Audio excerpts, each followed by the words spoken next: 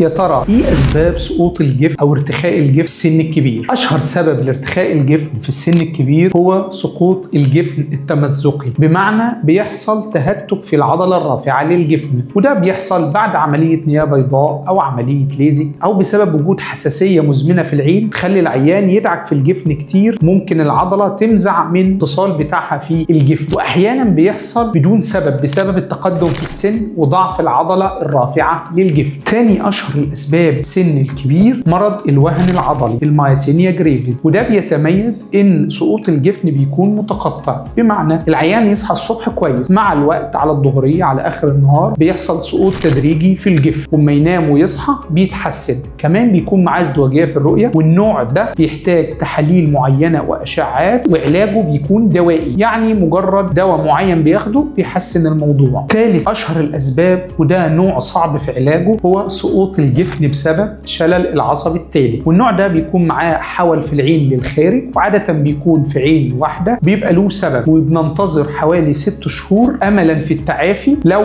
ما حصلش تحسن بيحتاج تدخل جراحي، وبيكون يحتاج كذا مرحله في التدخل. سقوط الجفن في الكبار محتاج فحص كويس علشان نحدد سببه، وبناء على السبب بنحدد علاجه. انا دكتور طه فاروق، استشاري ومدرس جراحات العيون والليزك، استشاري تجميل الجفون وجراحات الكيس الدمعي وحجاج العين، ودي كانت نصيحه لعينيه.